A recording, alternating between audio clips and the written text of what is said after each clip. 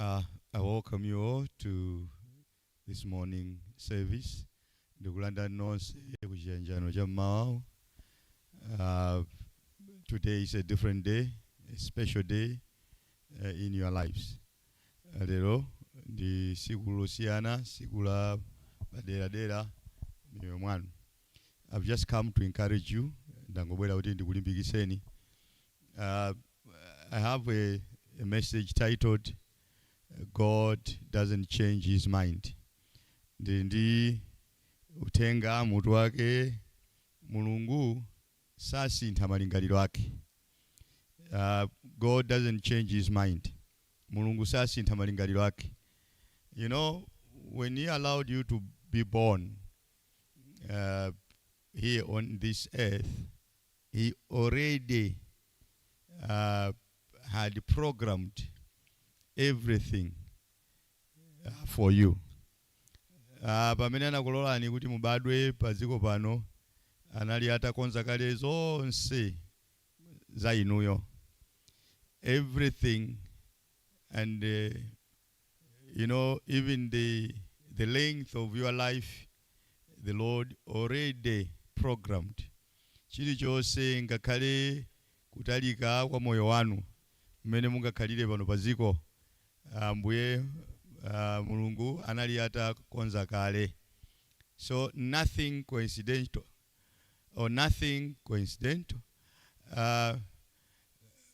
Palibe chimene chili chongo zizimusai.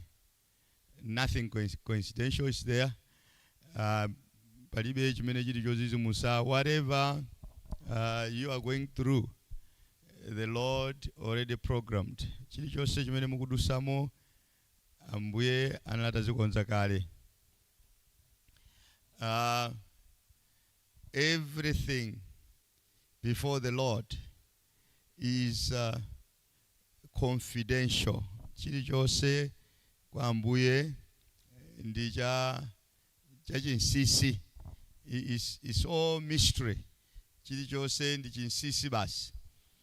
And everything which you are seeing is just a mystery. Zose zimene mukuzonazi ndi zinsisi basi. And these mysteries were being revealed as time went on. Ndiye zinsisi zimenezi zimaululidwa pamene nthawi imadusa. For you also to be here is a mystery. Kuti nunso mukali pano lero ndi chinsisi. You know, your life is mysterious. Moyo wanu ndi wachinsisi basi. Everything is in the hands of God. Chilichonse chili m'manja mwa Mulungu. And even an hour just ahead of you, you even don't know what that hour contains. Ngakhale ola limene lili pasogolo panu palo, inunso simukuziwa kuti ola limene lanyamula chani. But the Lord knows everything. Koma Ambuye akuziwa china chilichonse. So it's better to start with the Lord every day. Ndiye ndikwabwino kuyamba ndi Ambuye siku lina lililonse. The Lord is your protection. The Lord is your guide. Ambuye ndi chitetezo chanu. Ambuye ndi ukusogolerani. The Lord is your way. Ambuye ndi njira yanu. The Lord is your prosperity. Ambuye ndi kuchita bwino kwanu. So every day start it with the Lord. Ndi siku lililonse muliyambe ndi Ambuye. You know, whenever you start the day with the Lord, everything that comes on your way, the Lord takes care of it. Mukaliyamba siku limene ndi Ambuye, chilichonse chimene chimabwera pa njira yanu Ambuye amasamalira. So the title is God never changes his mind. Ndi mutu ndoti Ambuye sasintha lingaliro lake. And he will never change his mind upon you. Sasinthanso malingaliro ake pa inu.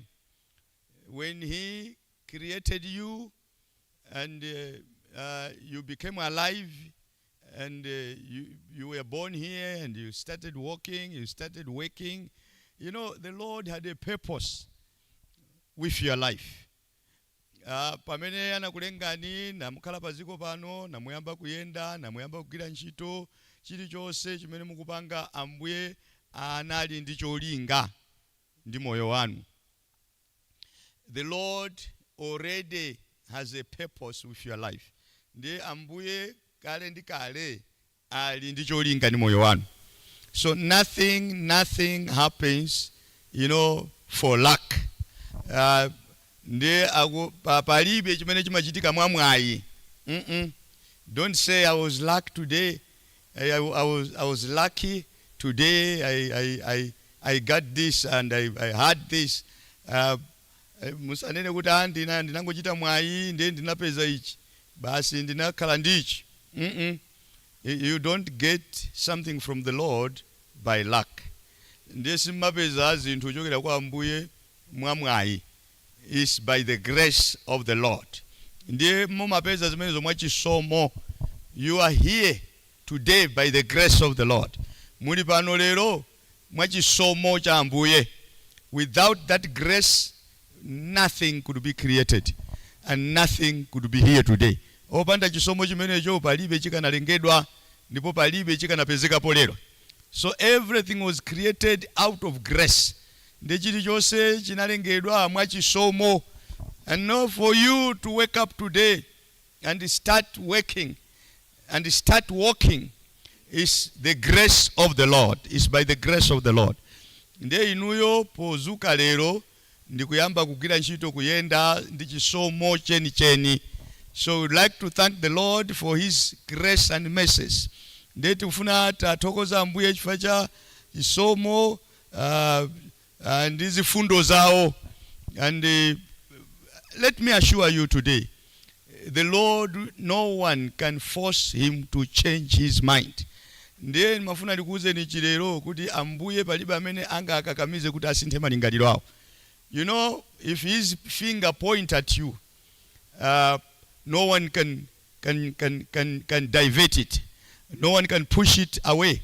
Ndiye chala chawo chikaloza pa inuyo palibe amene angachikhotese, palibe amene angathe kuchikankhira kumbali. Whatever the Lord meant to give you, he will give you. Chilichonse chimene Ambuye anakonza kuti akupasani.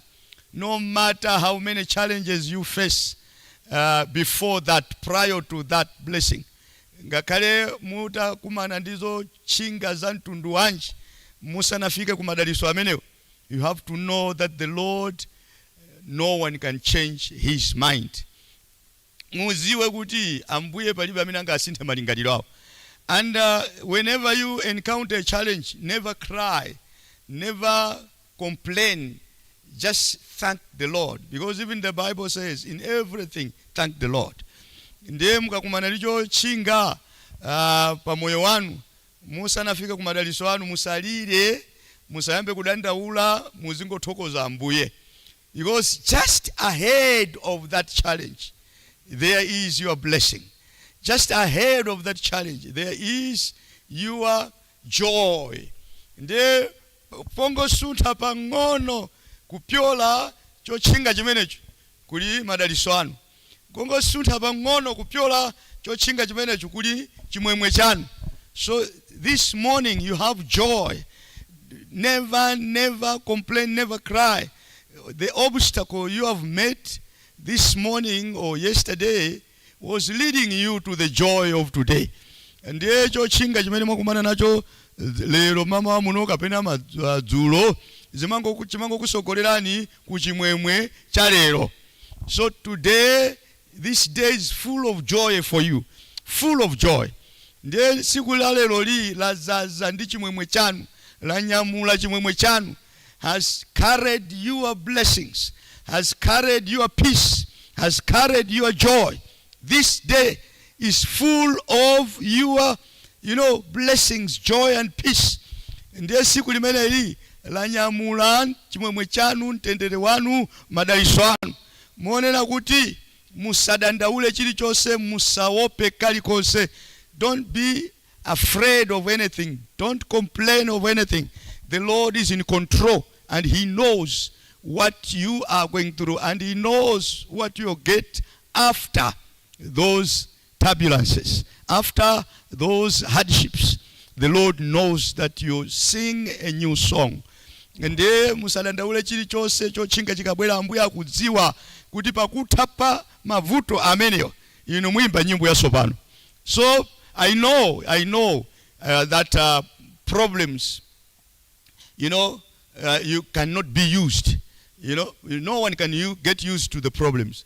Ndiye tikuziwa kuti mavuto sazolowereka, palibe amene angazolowere mavuto. But one important thing you should know is that the Lord is in that problem. And when the Lord is in that problem, there is a solution to that problem. Koma chimodzi chokha chimene mungaziwe nchoti Ambuye ali muvuto limenelo, kapena Ambuye ali muchotchinga chimenecho. Ndi Ambuye akakhala muvutolo kapena chotchingacho, pali yankho likonzedwa limenelo. Inu musangalala inu, and that day is today. I know you have cried for many years. I know you have complained for so many years. I know you have suffered for so many years. And let me tell you this morning marks the beginning of your new life and marks the end of your past.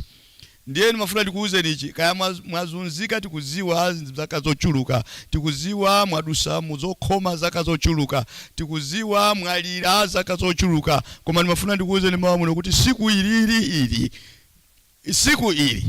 likusonyeza kuti sopano Ambuye ayamba nanu moyo wa sopano, komanso Ambuye athana nalo kale lanu. No matter how you can love your past, it will never repeat. Muziwa inu, ngakale mutalikonda kale lanu bwanji, silingabwerere kale likapita lapita. When the past is gone.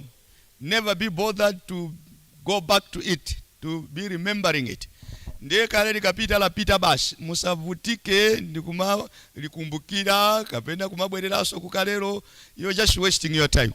Concentrate on your present and think about your future. Ndiye mukale kwambiri mukuyang'ana pa zimene zikukuchitikirani nthawi inoyo, komanso kale mukulingalira za mawa. Prepare for the future. Yes, you can leave everything in the hands of the Lord. You can leave the future in the hands of the Lord. But you must prepare for that future. How are you going to prepare? By depending upon the Lord who knows about the future. Ndiye muzikonzekera mawa lanu. Mulikonzekera bwanji mawa limeneli? Mulikonzekerapo adalira Ambuye amene akuziwa za mawa. Ndiye Ambuye amene akuziwa za mawa mukadalira akufikisani mawa. You can't reach tomorrow on your own. Simungafike mawa panokha. Everything lies in the hands of the Lord. Chilichonse chili m'manja mwa Ambuye. And whatever is in just 3 minutes away from now, the Lord knows it. Ndiye zimene zangokhala kuti zili mu mphindi ngakhale zitatu zimene zili kusogololo, Ambuye aziziwa kale. So let us trust the Lord. Let us depend upon the Lord in everything. I repeat, in everything. Ndiye tiyeni tingodalira Ambuye, tiyeni ifeyo basi tingo akhulupirira Ambuyewo muchina chilichonse. And let me tell you, the Lord will never fail you. Ndiye ndikuuzeni Ambuye sazalephera pa inu, sazakulephera nayi. The Lord will make sure that you reach your destination. You reach your destiny. Ndiye Ambuye azaonesesa kuti inuyo mwafika pamalo anu olondola. So the Lord knows everything. So let us depend upon or trust in the one who knows everything, even your future, even your present. The Lord knows everything. Ndiye bwanji tingodalira Ambuyewo amene amaziwa zonse, amene akuziwa zankhale za sogolo lanu, amene akuziwa ngakhale za lero lanu. Ambuye amene ndi udalirika, tiyeni tadalire mama wa muno. Let us trust that Lord. Let us never leave that Lord, like what Jacob did, and then the same Lord changed him to be Israel. Ndiye tiyeni tingodalira amene utakakamire tisasiya Ambuye amenewo monga mina nachitira Yakobo. Ndiye Ambuye omwe anamusintha nazakhala Israel. So today is a very special day, and this is a very special morning to you who is watching, you who is listening. It's a very special day because the Lord is starting afresh with you. and is giving you the new life and the new blessings. Ndiye mawa uno ndi mawa pamwamba kwambiri kwa inuyo amene mukuonera mukumvera. Chifukwa Ambuye akuyamba nanu mwasopano. Ambuye akupasani moyo wasopano. Ambuye akupasani madalitso asopano. Yes, life is full of struggles. We can't avoid that. Inde moyo ndozaza ndi zokhoma zochinga sitingazithawe zimenezo, and that is part of life, and that's what makes life. Ndiye zimenezo ndi mbali gawo limodzi la moyo, ndi zimene zimapanga moyo. So you should not avoid, encountering challenges, but you must depend upon the Lord in every move you make. Sitimungazithawe zimenezo muyenereka mukumane nazo pa moyo, chifukwa ndi gawo limodzi la moyo. Koma muyenereka inuyo kuti mudalire Ambuye pa chilichonse chimene mukupanga, pakusuntha kulikonse kumene mukupanga, Ambuye akhale nanu mu china chonsecho. So this morning is a very special morning. I know you have cried. I can't be here and cheat you that you cannot cry or you have never cried. No, you have cried. Yes, I agree with you. But that cry is over this morning. Nde siningakhale pano kuti ndizikunamizani kuti iyayi simungalire, iyayi simungamve kupweteka, iyayi simungakumanene zovuta. Ayi, ndiye neka ndikuuzeni chilungamo. Mwalira inde, mwavutika inde, mwadusa muzokhoma ine, koma mafuna ndikuuzeni ichi kuti kulira kumeneko kwatha. Kulira kumeneko kwatha. No matter what problem can come, the Lord will give you a brave heart and will give you the heart to endure everything which is against. Ndiye ndikuuza lero kuti mukakumana ndizovuta, kaya mukumana ndizokhoma, Ambuye akupasani mtima opirira, mtima olimba, osachita mantha, oliyang'ana vuto ndikuluza vuto lokuti iwe ni mulendo iwe mmene wabwerera uchoka. That heart which tells the problem that a challenge that you are just a visitor. You go back in the same way you came. Every problem is a visitor. A problem is not there forever. No, problem is not there eternal or eternally. No, problem is there for a while, just short-lived. Mavuto sakhala pamenepo mpaka muyaya. Mavuto ndi mulendo, mmene amabwerera ndi mmene amachokera. So just be there, tell the problem that when you visit and you get tired, pack up and go, and the problem will leave you as it found you, and even better than the way it found you. Ndiye mukoluza vuto lokuti iwe ni mulendo, ukacheza ukatopa nyamuka uzipita. Unandipeza pano undisiyaso pati pompa. Vuto lisakusokoneze ni banja lanu, vuto lisasokoneze ntchito yanu, vuto lisasokoneze mtendere wanu, vuto lisasokoneze madalitso anu. No, the problem should not disturb your peace. The problem should not disturb your blessings. The problem should not disturb your joy. No, the problem is there for just a while. It's short-lived.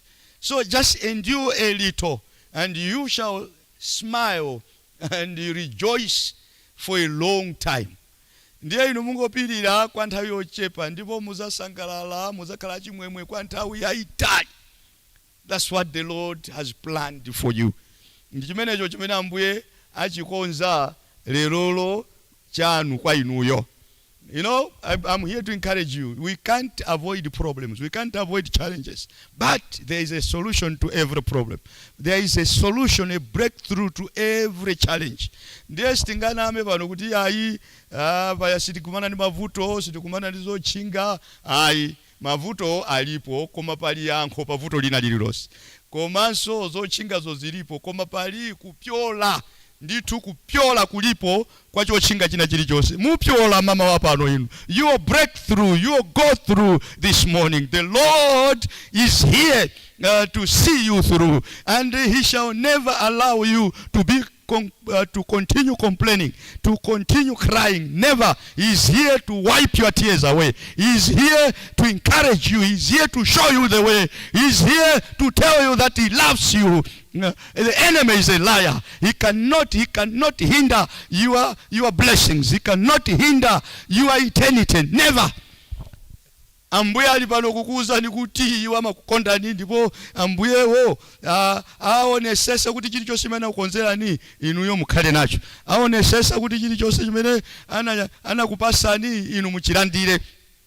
Popeza oyipayo ndi waboza, oyipayo sangatchinge umuyaya wanu, oyipayo sangatchinge tsogolo lanu. Ambuye akonza za pamwamba za moyo wanu kuchokera lero. So get encouraged, stand up and start praising the Lord. Ndiye mulimbikisike, mudzuke, muyambe kuyamika ambuye, muyambe kutamanda ambuye. For he has a lot for you this morning. Has a lot for you in this day. Pota alinawo zochuluka zanu mawa uno, alinawo zochuluka zanu musiku limene. Just say, Lord, thank you for whatever you have prepared for me, whatever you have planned for me. Mungu nena kuti ambuye zikomo kwambiri pa chilichonse chimene mwatikonzera ine, pa chilichonse chimene inuyo mwakonza pa moyo wanga. So just be there with a smile, just be there with joy in your heart, with that peace. No one can talk about it. Peace that cannot be explained, joy, unspeakable joy that cannot be explained by anyone else. Even you cannot explain that joy which the Lord has given you today. Ndiye Mungu kala pamene pomuziko ambuye zikomo inu chimwemwe chimene mwandipasa, mtendere umene mwandipasa, chimwemwe chosakambika, mtendere osakambika. Palibe amene angaulongosole mtendere umene chisomo chimene chimwemwe chimene chipalibe amene angachilongosole ngakhale inu ainake simungathe kuchilongosola. The Lord has a lot for you and has big blessings and has a very wonderful future for you. Ambuye ali ndi nanu zochuluka, komanso ali ndi madalitso akulu pa inuyo, komanso ali ndi tsogolo lopambana pa moyo wanu. So just wake up this morning, move with your head high, face the challenges and tell the challenges you are already defeated.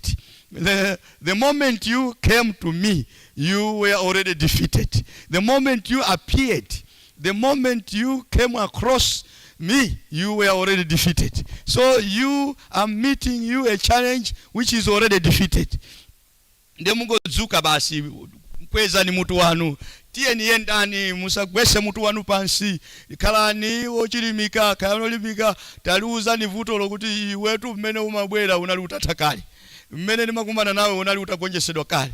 Ndiye iwe usandisokoneze pano, iwe usataye nthawi yako pano, iweyo ndi ogonjesedwa kale ndipo wathakale. So get out of my way. Every challenge, you enemy, get out of the way.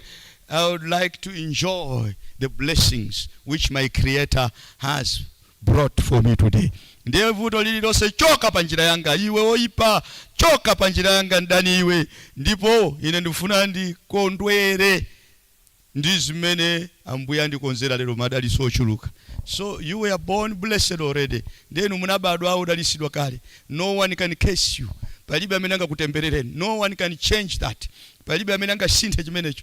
The Lord already blessed you when he gave you life. When you cried that day, the Lord already blessed you. Ambuye anakudalisani siku lija munalira lichi, siku lija anakupasani moyo lichi, anakudalisani kale. So palibe amene angasinthe chimenecho. Palibe amene angasinthe. Those who wish you bad, those who wish you to fall, they are just wasting their time, because they cannot achieve anything. They cannot change the mind of the Lord. Ndiye amene amakufunira ndizoyipa kuti mugwe, kuti basi muvutike, angotaya nthawi yawo. Chifukwa palibe amene angasinthe malingaliro ambuye. Palibe amene angasinthe chimene ambuye anakukonzerani. And whatever the Lord planned for you, it will reach you and you will prosper the way the Lord wants you to prosper. Ndiye chilichonse chimene ambuye anakukonzerani chikupezani basi. Komanso inu muchita bwino basi. Chifukwa ambuye anakonza zoti inu muchite bwino. The enemy is a liar. He just, he just intimidates. But he has no powers to change the mind of the Lord.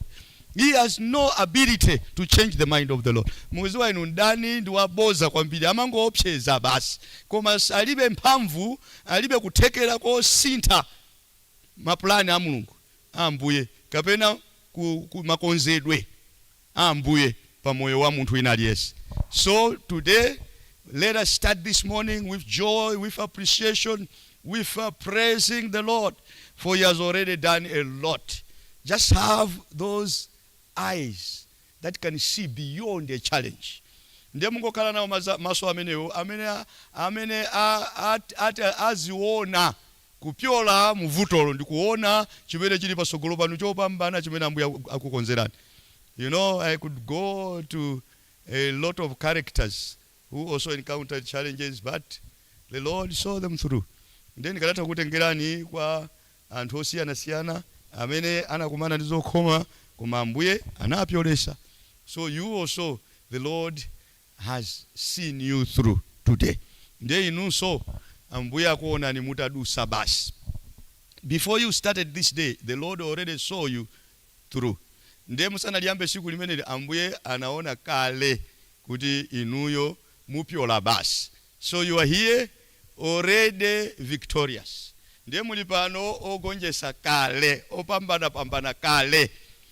What you should do is only to realize who has made you to be alive today.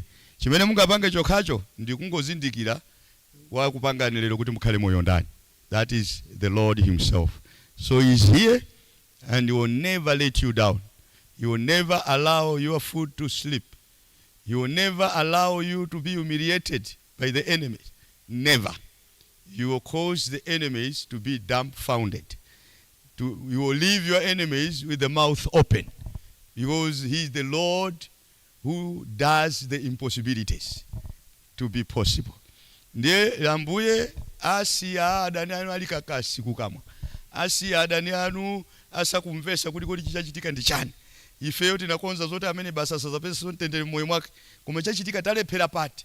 You know, you cause your enemies to fight each other because they have failed to implement their plans upon your life, negative plans. Ndiye basi tu asiya adani anu apangisa adani anu azingomenyana okhaokha, azingokangana okhaokha. Iwe watilepheresa ndiwe. Iwe mwina mwake kapena suna chite bwino, mwina mwake kapena suna kachere bwino mankhwalacha, suna kachere bwino nyanga zija. Ayi kapena mwina mwake iweyo unatinamiza suna kapange zimenezo. Azingokangana okhaokha. Inu mulidu ndi Ambuye wanu. Mungolandira kuchokera kwa Ambuye. That's the plan of God upon your life. Amene ndiye madongosolo Ambuye pa moyo wanu. Remember, it was said that the enemies will come in one way, but the Lord will confuse them and scatter and run away using 7 ways. Completely confused. So let us cling to the Lord who confuses the enemies. Ndiye musaiwale pachaso zinanenedwa kuti azabwera panjira imodzi adani anu koma Ambuye azasokoneza na azabwerera ndi kuthawa panjira 7. Kusonyeza kuti asokonekera basi, asokoneza kuziwaso kuti apanga bwanji. Basi kumangokangana okhaokha. That's the Lord I know. Amene ondenda Ambuye amene. That's my Father I know. Amene onde atate anga kuti tiyeni takakamira amene omwe akakamira Ambuye amene amasokoneza adani ndikuyamba kukangana okhaokha. Hata mulephera bwanji. Kapena ndiwe wapangisa, kapena ndiwe wapangisa. Tiyeni talandire Ambuye amene amapangisa anthu kuyamba kumenyana okhaokha adani, kuyamba kukangana chifoti alephera pa inu. So every plan of the enemy upon your life will never work. Let me tell you today, every plan, every snare by the enemy will never work on your life. Ndiye mafuna ndikuuze ni kuti mapulani kapena madongosolo ose oipa andaniyo kapena misampha imene anachera pa inu ya ndaniyo sigwira akapanga masewera imukola yekha. Zenje limene anakumba kuti nimugweremo agweramo yekha inu musanagweremo. You know that trench he dug for you to fall in it. Before you fall in it, he will be the first one to fall in that trench himself. In that pit himself. Ndiye zenje limene anakukumbira ninu kuti mugweremo basi azinyalira kuti ndathana naye inu musanagweremo atayambe ndi iyeyo. Agweramo yekha, agwira ntchito yopanda malipiro pa inu. You know, he will just waste his time. Because you cannot be defeated. Angotaya nthawi yake oipa ifasi mungagonjesedwa. I believe I've encouraged you this morning. Ndikupe oti ndakulimbikisani mawa uno. And I believe you have started this day with that courage. You know, The Lord told Joshua, be strong and courageous. Ndikubira kuti muyamba siku limene ndi kulimba mtima. Osaopa woyipa. Mukuziwa ino Ambuye anamuza Joshua kuti ukhale olimba mtima komanso wamphamvu. So the Lord would like you to be strong and courageous. Never cry, never give room to enemy. But whenever, whatever comes on your way, just say, Lord, thank you, until the enemy is afraid of your faith and runs away. Chilichonse chimene chingabwereka chikachochinga kachikachotani inu muzingoti Ambuye zikomo ziko mpaka ndani asokonezeke achite mantha mpaka athawe akusiye. So it's a special day to you today. I believe I've spoken with someone's life. I believe I've helped someone today. Lero ndi siku la pamwamba ndikupe ndayankhulani moyo wa wina wake. Ndikupira kuti ndayankhula ndi mtima wanu ndi moyo wanu lero. I believe I've helped you. Ndikupira kuti ndakuthandizani. As we go through this day, may the Lord be ahead of everything. Pamene tikudusa msiku limeneli Ambuye akhale pasogolo pa china chilichonse. When the Lord is ahead of everything, you will be ahead of every challenge. Nde Ambuye akakhala pasogolo pa china chilichonse lero, inu mukhalanso pasogolo pa chochinga chanu. So the challenge will never have any effect upon your life. Nde chikotero chochingacho sichikhalanso ndi chochita pa moyo wanu. If you are there and you say, Lord, you have spoken with my life, and I'm touched, and I would like the Lord to start with me today and continue with me.